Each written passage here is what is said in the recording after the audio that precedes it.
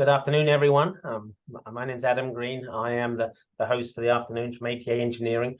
We're going to talk for the next 45 minutes about basically transonic wind flutter analysis using STAR-CCM Plus and Nastran in co-simulation. And I will do an introduction to ATA and also STAR and FSI generally. And then I'll pass the ball to Chris Stojic, who's going to dive into an actual example of co-simulation with STAR and Nastran. So with that, let's get started. Just a few housekeeping items. Everyone is muted right now, but if you have any questions as we're going along, we will be monitoring the chat, and Chris and I. And if you have questions that you want to ask during the presentation, please put them in the chat and we will try and address them. Alternatively, at the end, we will unmute everybody and we can talk to you if you want to. So if you have questions and you want to wait till the end where we can talk, great. But either way, put them in the chat so that we can address them as needed. And if we run out of time, we will certainly get back to everybody after the fact with answers to your questions. So let's talk a little bit about who ATA Engineering are. And a lot of people on the line probably know that, but let's just cover the basics. So ATA Engineering are an engineering consulting firm based out of San Diego is our primary office, but we are employee owned. We have over 200 staff now, and we're growing continuously. And over 170 of those are full degreed engineers, and it's actually up to 40 now are PhD and above. So we are a very skilled bunch of people doing the hardest problems, and we're also employee owned. So everyone who's working on projects has a stake in the company and has an interest in making sure that our clients are successful, and it's a very good scenario for really everybody, for the company and also for all our customers who really enjoy working with us. And the industries that we work in are really primarily, aerospace and defense and spacecraft are our main industries, but we do some power generation. We also have a group looking at themed entertainment for amusement parks. There's a surprising amount of structural and dynamics analysis that goes on for some of these extreme rides, and ATA gets involved with that quite heavily. And we have offices really throughout the US. We work mostly exclusively in the US, but off on the West Coast in areas where aerospace and defense and space companies are located. So obviously San Francisco, LA, and San Diego, and then in the center of the country, Denver and Albuquerque, and then Huntsville, and then Washington, DC. So we're spread across the country in all of the main hubs of aerospace activity. And really, we provide a complete solution across the board, from design to analysis and test. And test has really been kind of the mainstay of our business for the last 20 years, but we are really expanding more into the other two over the last 5 to 10 years. So in addition to being an engineering services company, we are also a Siemens Platinum level partner, selling Siemens tools, Simcenter STAR-CCM Plus, and Nastran, FEMAP, all of those others. And the platinum level is the highest that you can get. So we are basically very, very skilled using Siemens tools, and we use them in our services work, and we also sell them to our clients who need. And so when you look at the things we do for Siemens, we're what's called a VAR, evaluated reseller, but we also have our own support teams, and we also do implementation for clients.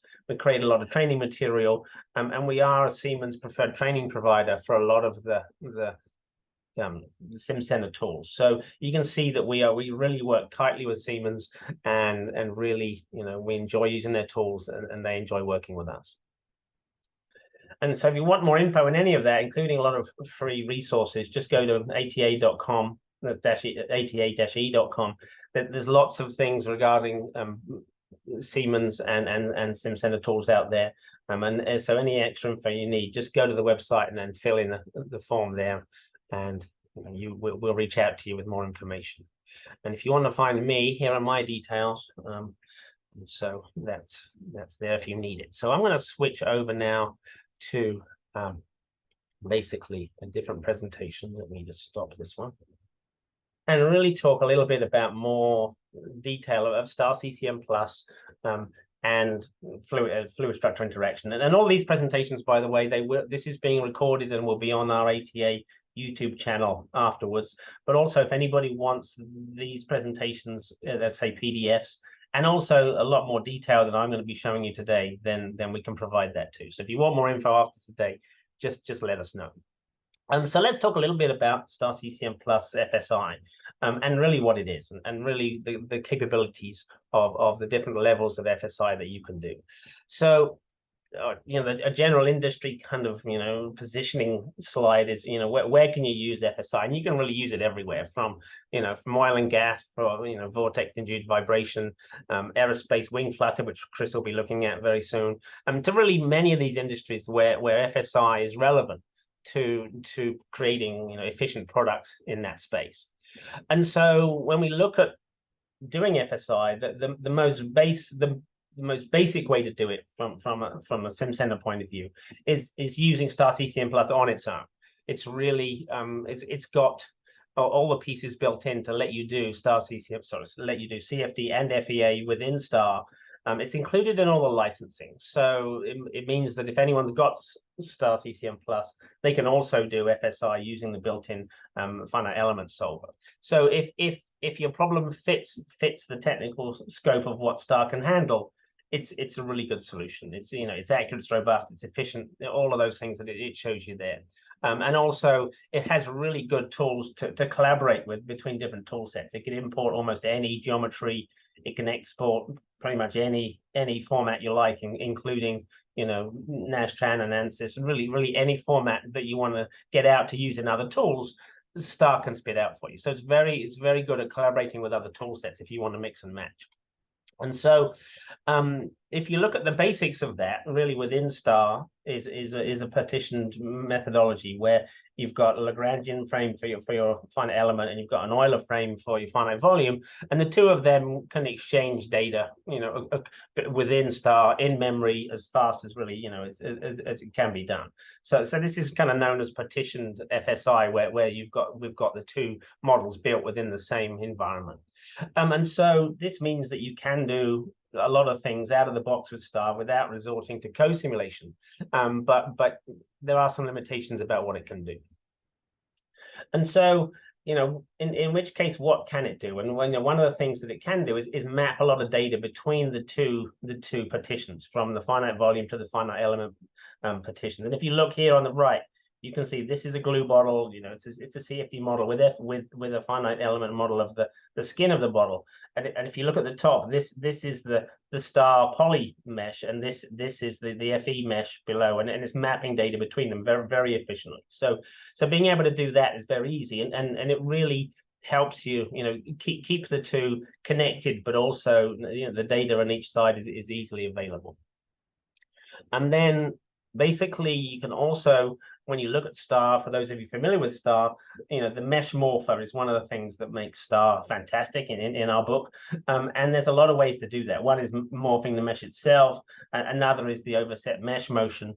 And so the built-in FSI within STAR supports all of those meshing technologies. So if you want to do, like in this case, a hummingbird with a flapping wing, and how does the, you know, what's the stress and the flex in the wing look like, then you can use an overset mesh methodology and still use the finite element solver to predict the deflection of the wing. So it's nice because, you know, all the things that people are used to within STAR of being great advantage are also available when you're doing an FSI model.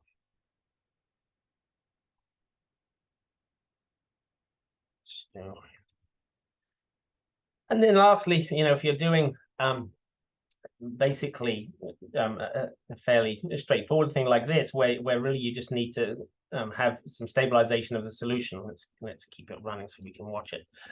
You can see here this actually has a tag with a kind of a thin film within the flow. So being able to basically do the iterative coupling of the two, and also stabilize the solution, again, is all built into STAR. And as soon as you go to a co-simulation methodology, some of those controls kind of go away a little bit. And then if you look at this kind of model, where you've got actually a 6-DOF moving boat in water, and you want to look at the say the deformation in this case of a propeller in the flow, you know, that's using a lot of different technologies within STAR to firstly just predict the motion of the boat in the ocean, secondly the rotation of the propeller, and then obviously lastly the FSI of deformation of the propeller itself. So again, it just highlights the point that this technology is here and it works seamlessly with all the other good parts of STAR-CCM+. And perhaps the last one is, if you want to do basic, oh, sorry, that went wrong. Let's try it again. If you want to do basic, just one-way co-simulation, then really STAR has these great tools to let you communicate from really any mesh into STAR, create a flow problem and a thermal problem, maybe export that to a third-party FE solver if you want to, or use the internal one. But if you have one that your company prefers or believes in more robustly, then use that. But really the point here is that STAR is really good at collaborating with other tools to help it fit in with your workflow within your company. And so, to summarize what you might, the good things about STAR is when you're really just using itself. Obviously, the flow and the structure models are best in class. This approach of a finite volume and finite element partitioning works very nicely to keep them apart, but really connected in a very close way. And mapping the data between them and really efficient mesh deformation really makes it easy to do. And then really we're kind of moving on a little bit from doing everything in STAR to say, okay, how can we couple it to other tools to really take it to the next level of co-simulation. And so here's a few examples of just a one-way coupled simulation. In this case, the fluid flow is not affected by the deformation of the structure. So this is actually flow around obviously a planing hull of a boat. And you can see the stresses in the skin of the hull.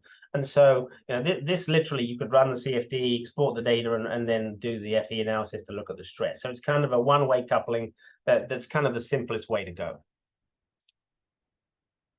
And the same can be said for this, even though it's a little more complex. It's still a one-way coupling where you can predict the actual deformation of the pump geometry. And really just do it as a one-way coupled thing as well. So it's surprising how many things you can do without needing to go to a full co-simulation.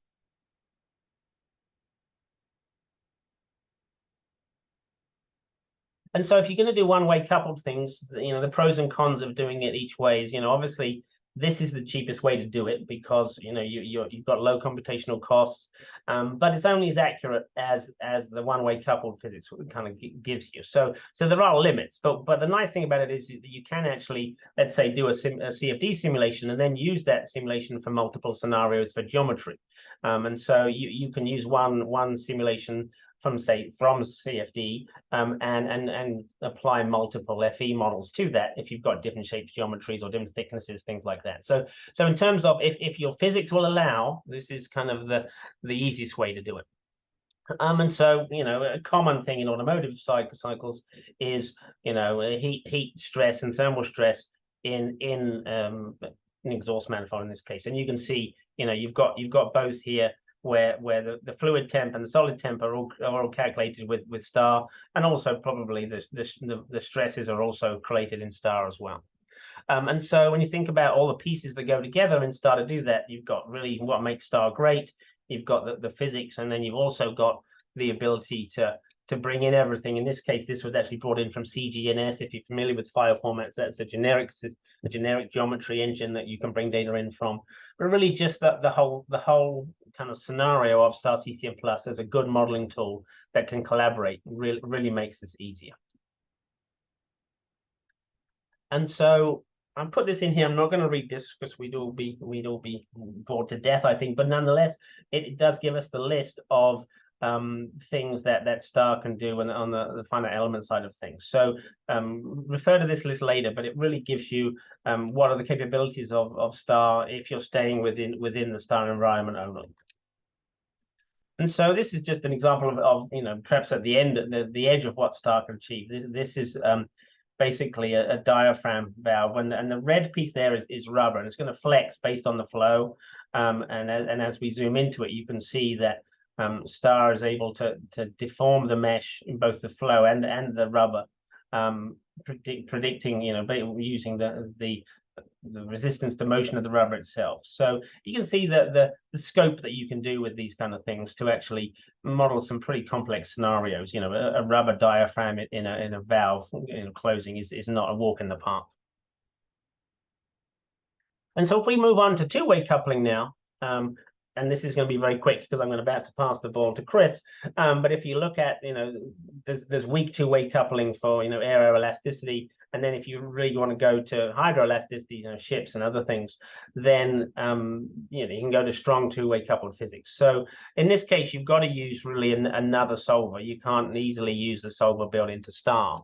And so it becomes a little more challenging because, obviously, the pros are that it's a great model, but the costs are that it's going to cost you more computationally because it's running two solvers. And obviously you need to know about how to make the solvers talk to each other. You need to know about each solver in itself. If it's, let's say it's STAR and Abacus, you need to know about both tools, and a lot of people do. But nonetheless, there's a computational and a knowledge cost to take this next step. And so if we look at the three pillars, if you like, of, okay, I want to do co-simulation, and what's the best way for me to do it? And obviously, if you look at the first column, the single simulation, all within STAR, using that finite volume and finite element framework within STAR, it works very well for a lot of cases.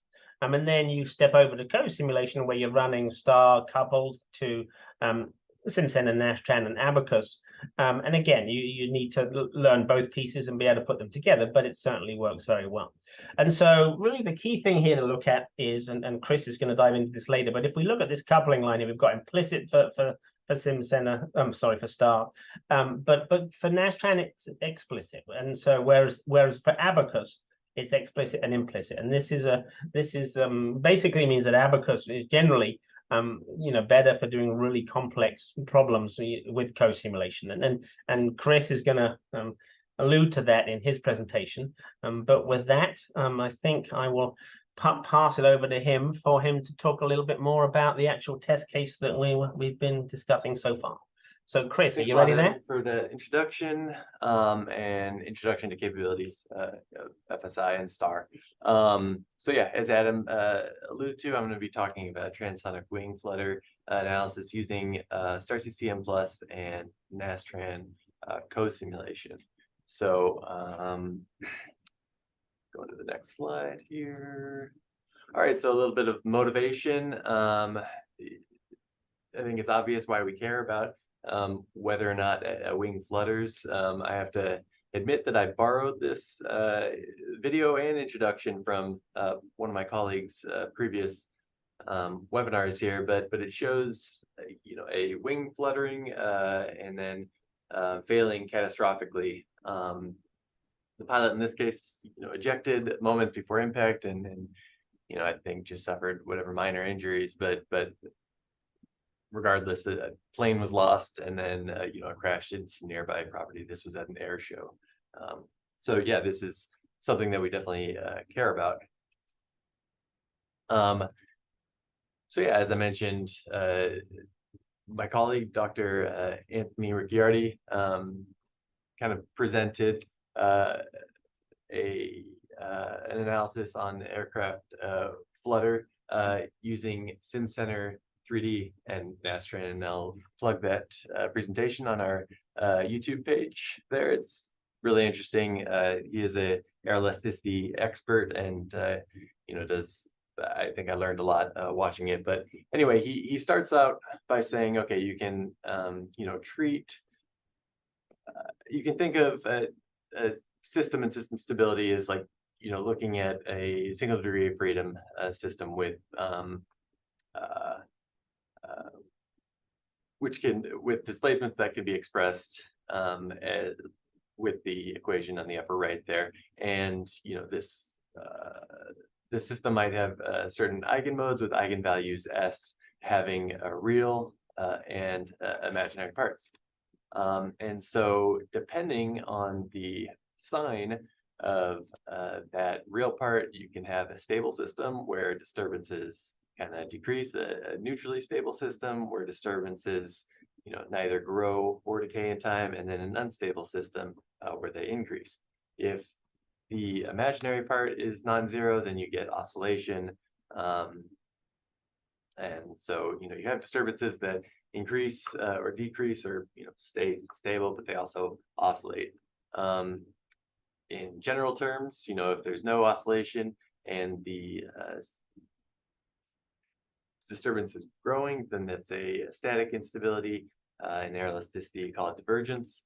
And then, if there is oscillation, then that's a dynamic instability or flutter. And so he proceeded to kind of look at a 2D problem where he looked at a problem called the Isagi airfoil and showed that, under some conditions, certain modes might become unstable, and you can see that the amplitude of oscillation of this 2D airfoil section grows. And then he finished up by taking this over to Simcenter 3D and analyzing a full 3D wing, showing again, once we cross this stability boundary, then we can get this wing to flutter.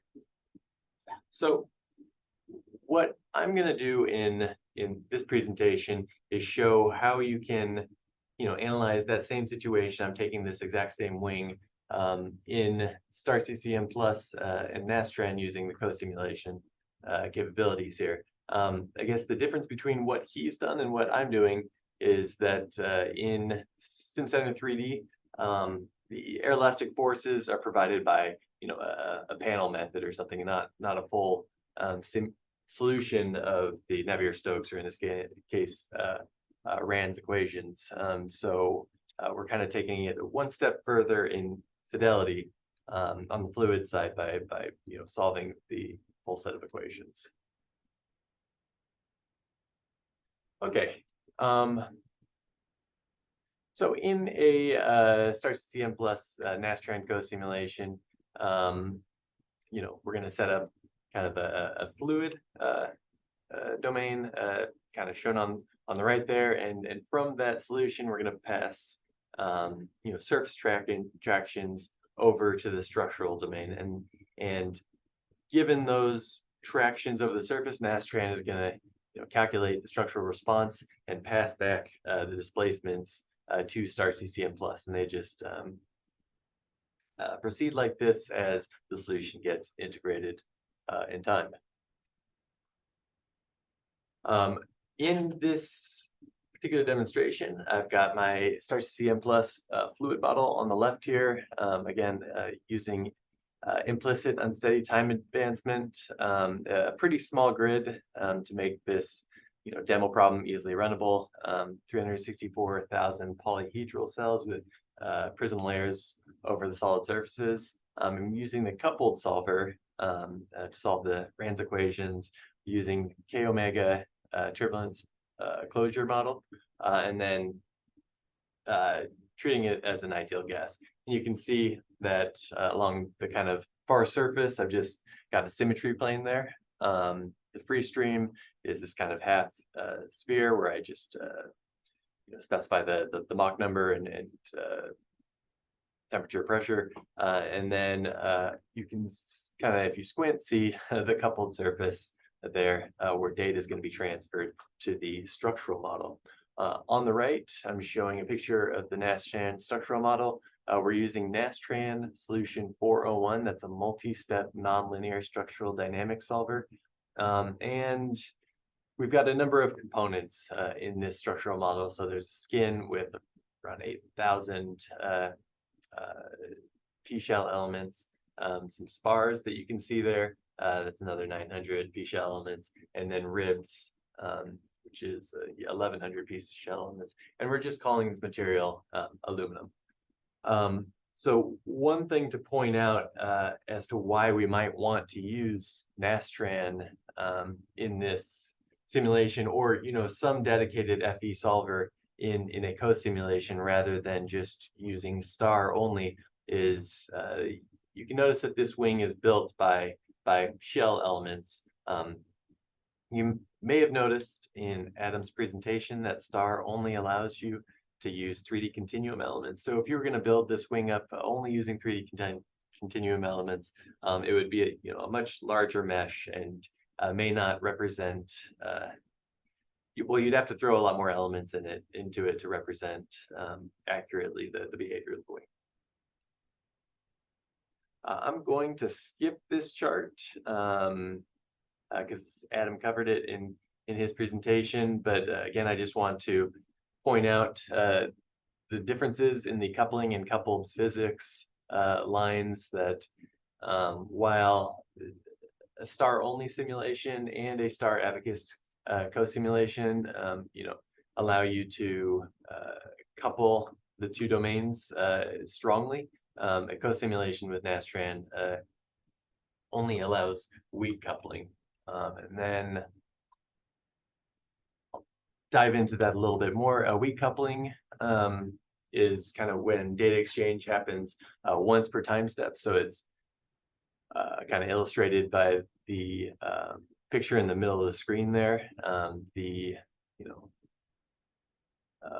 structure marches one structural time step, and then the fluid marches to convergence to that time step, and then passes at that time step. It passes information to the structure, and then everything repeats itself.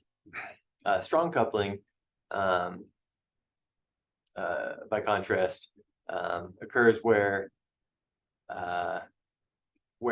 during the nonlinear subiterations between time steps, information is continually passed back and forth. This allows you to have greater temporal accuracy, but also is much more robust. And kind of as a demonstration of that, my colleagues Eric Blades and Azariah Cornish a few years ago wrote a paper where they looked at the implications of using weak versus strong coupling, and you can see in the plots on the upper right that depending on the time step of a weakly coupled, this was a kind of a system to approximate a fluttering wing. Depending on the time step there, you could falsely predict instability, whereas the strong coupling response was much more consistent. It both converged quicker, because I think that's second order accurate scheme, but also it always was predicting a stable system. But given that, I'm still going to demonstrate to you how to run this type of simulation in a star Nastran co-simulation. So kind of getting to the workflow of this, the first step in doing that would be to generate an initial condition in the fluid. So in reality, if we were actually flying a vehicle, we'd start from rest on the tarmac, and then the plane would start to speed up, and the wing would respond to the flow speed as it ramped up and the vehicle accelerated to cruise. In simulation, we don't want to simulate the vehicle taking off and accelerating to cruise because that would be very time consuming and probably not very important. So we start the simulation mid-flight. However, it's very unrealistic to just put a wing in the middle of flow domain and hit it with a uniform velocity flow field. So we've got a few options to kind of set a more realistic initial condition. First is, if you have a good guess at what the flow field is going to look like at cruise, you can implement that through a field function.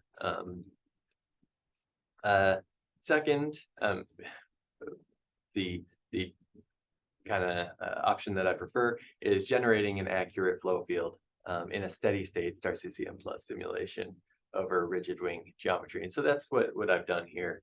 I ran a simulation in steady state to convergence, and I judged convergence by just monitoring the drag and lift over the wing. The second step is to kind of organize all your files. I've created in the directory that I'm running, I've created 3 directories, one with my star model, one with my Simcenter 3D files, and then one with the Nastran input file. And that'll keep things just nice and organized so that you don't have just a bunch of junk in one directory.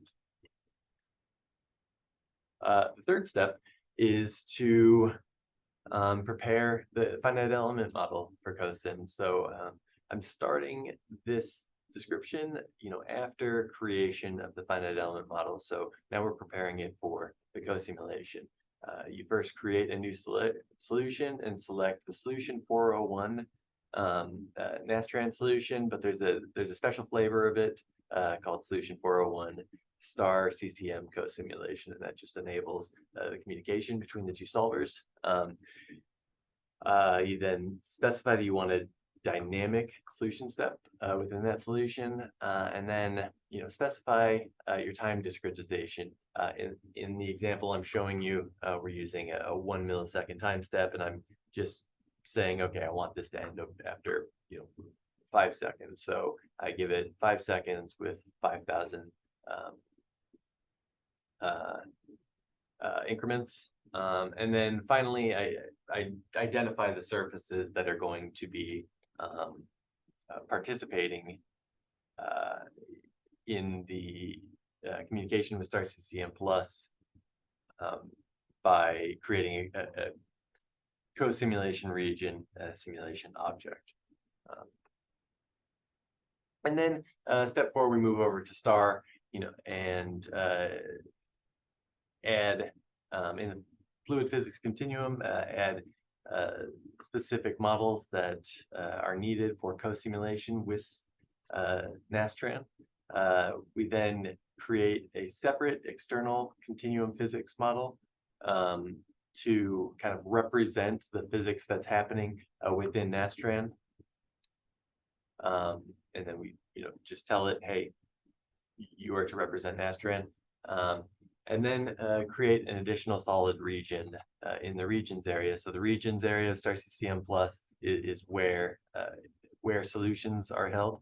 So we're going to create a solid region and tell it, okay, you are going to obey what's happening within the Nastran solver. That's going to be your solution.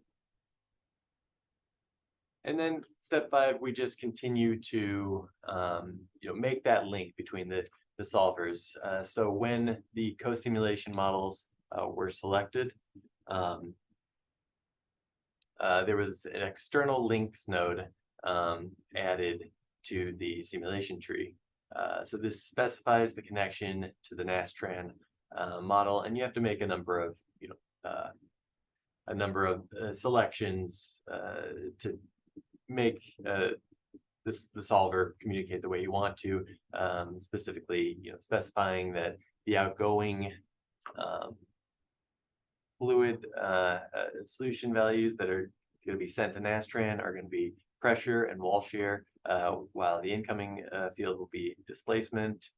We want to tell STAR to kind of run the show and launch Nastran when we start running the simulation from within STAR. We're also going to tell it that Nastran solution is going to lead. STAR will be mapping the solution in both directions, so it's going to be taking care of the interpolation both to and from the Nastran mesh. And then we're also going to point it to the necessary files. We'll have to point it to the executable that it's going to be kind of dictating. So that's the path to this Nastran exe file, and then we want to point it to our Nastran input file. So that's going to be in the Nastran folder that I set up there, and whatever file name whatever file name you set that file to. Then the kind of final step is going into your fluid region, picking the wing surface that's going to be interacting, and just telling the code, hey, this surface is going to be involved in that external link here. Okay. Hey, Adam, how am I doing on time? I'm sorry, I should have kept track. Chris, you're fine. Okay. All right. So I'm just going to go ahead and demonstrate that a little bit. So first, as I mentioned, we want to set up this kind of simulation directory with our three Nastran, Simcenter 3D, and STAR-CCM Plus directories to make sure everything's all organized. And then in Simcenter 3D, prepare the FEM for co-simulation. So here's my FEM that's all set up. My first step was to create a new solution. Drag that over to the right screen. And again, go down to solution 401, STAR-CCM plus co-simulation, create the solution, just say okay here. And then when setting the solution step, I want to change this to dynamics. Create the step. I want to change output request to structural output request. This is going to tell Nastran to, export the displacement so that STAR can pick it up. And then again, set our time step. So the end time will be 5, and I'm going to set 5,000 increments to make a 1 millisecond time step. Okay, so that's all set. The last thing I want to do here is I want to identify the surface that's going to be interacting with STAR. So I create a simulation object, co-simulation region, and then I just select all these surfaces that are going to be involved here. So let's go a little bit faster.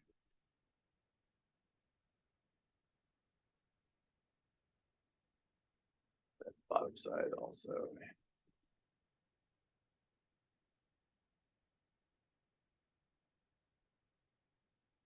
Notice that I didn't select the root here because that's actually not going to be communicating with STAR. That's where our boundary condition sits.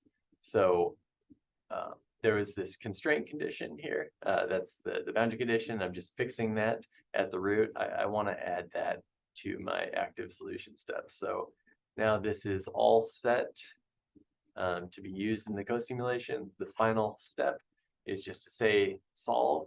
Instead of solving, I want to write the solver input file. And it went ahead and did that. So now I want to go back to my simulation directory, go into Simcenter 3D. I'm going to take that DAT file that was just written and just copy and paste it over into the Nastran directory there.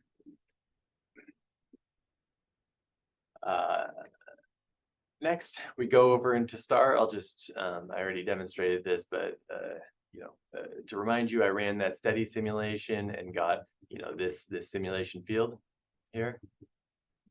And that's going to be the initial condition to my STAR simulation. The way to use that is to create a table. So this is a, it's called an internal table, internal XYZ table, and I select the variables that I want for my initial condition in my dynamic run. So that in this case, it's going to be pressure, temperature, velocity, and my turbulence quantities, turbulent kinetic energy and specific dissipation, and I write that out to a file.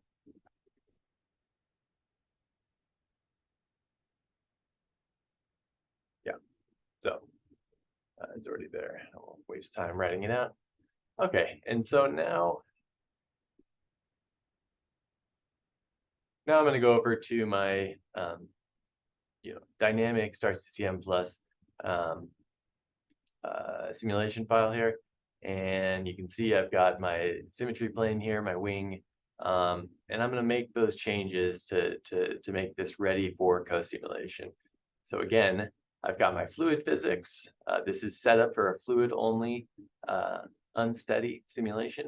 I'm going to go ahead and add a few more models to that to tell STAR that, hey, you're going to be running a co-simulation, and I'm going to tell it, set yourself up for running with Nastran, and then select this co-simulation mechanical treatment model, which is used to negotiate the mechanical loads across the interface.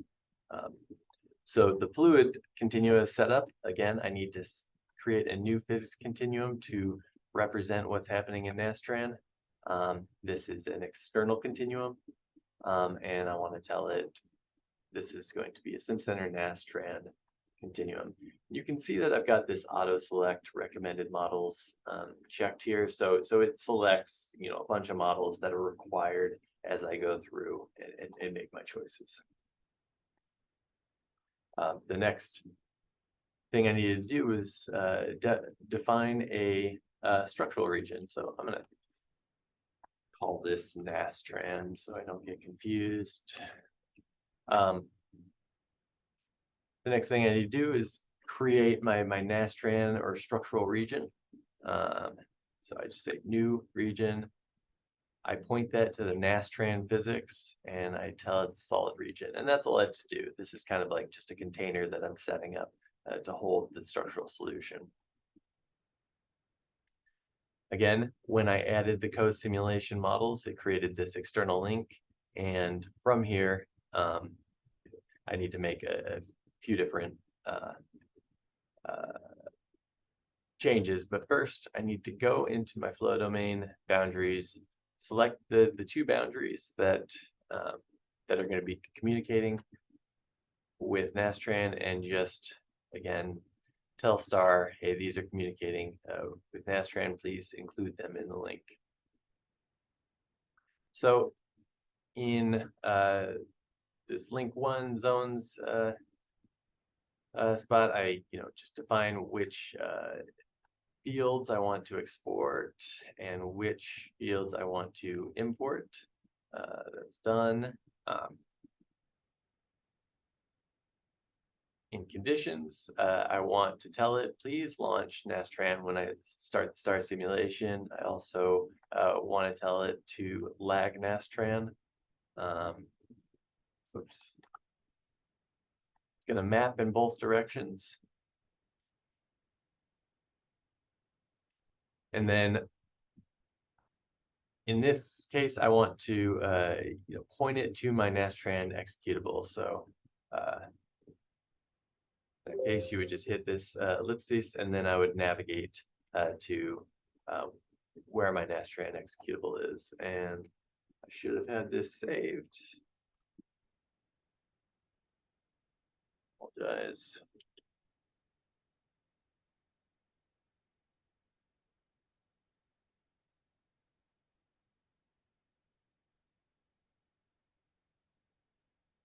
Okay. So anyway, I go ahead and point it to where my Nastran executable is, so that it knows what to call on to run the structural solution. And then finally, I just need to point to the Nastran input file.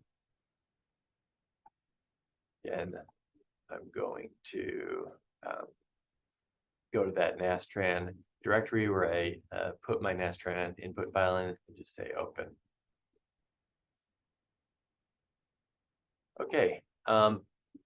Then again, if you remember, I generated an initial condition for this simulation from that steady simulation. This is already set up, but I just want to show you that I'm saying, okay, I want to specify pressure, specific dissipation rate, etc.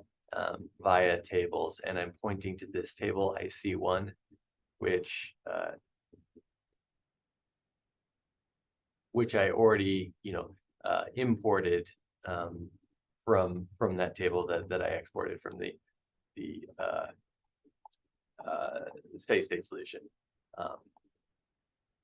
So kind of fast forward, I've run the simulation, and then now I've got a solution out, and you can see the wing is bending quite a bit here, but this is kind of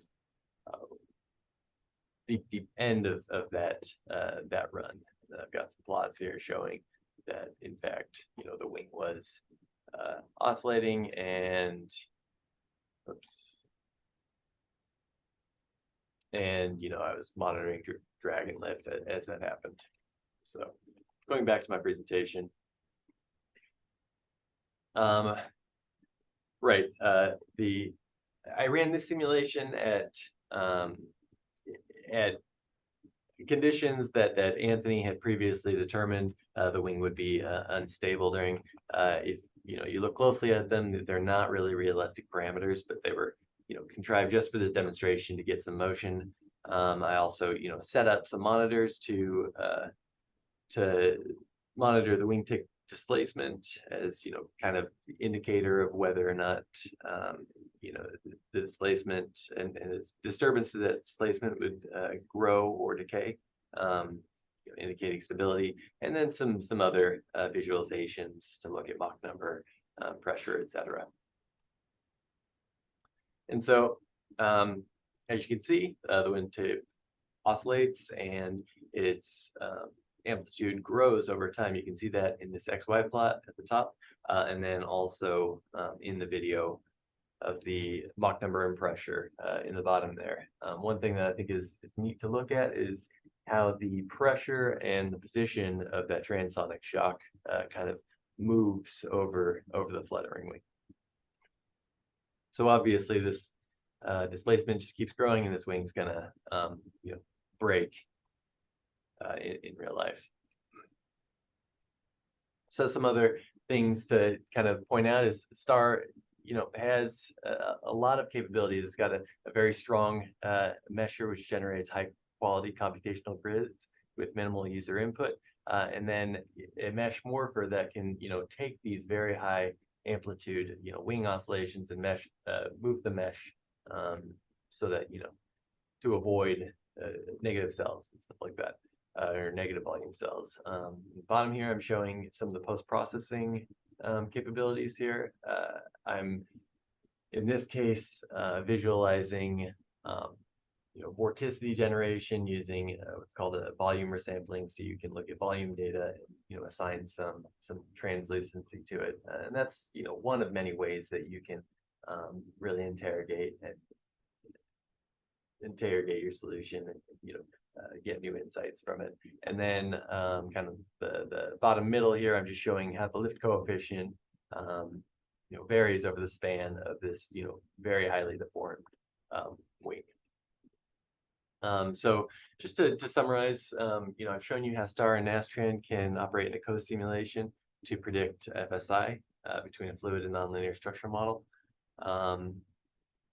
While FSI can be done completely within STAR, STAR doesn't have a lot of the structural elements and advanced finite element features that a dedicated finite element solver does. So that's why you might want to go to a co-simulation approach. However, given the coupling configuration of current STAR-CCM Nastran co-simulations, I don't recommend it for a problem like the one that I demonstrated, for the reasons of it's first order accurate, and it also can give you some indicate false divergence, things like that. So if you were to go that route, you'd want to be really interrogate your solutions and make sure that they're believable. And again, you can do this all within STAR-CCM plus, but you can only use 3D continuum finite elements. And anyway, that's all I've got now. I can pass it back over to Adam. Excellent, thank you, Chris. We would have a couple of questions in the chat from Josh. Thanks, Josh, for these questions. Great. One of the questions is for FSI with STAR and Abacus, how is that achieved? Is it handled within STAR, or is it handled within the Abacus co-sim environment? Do you know the answer to that, Chris?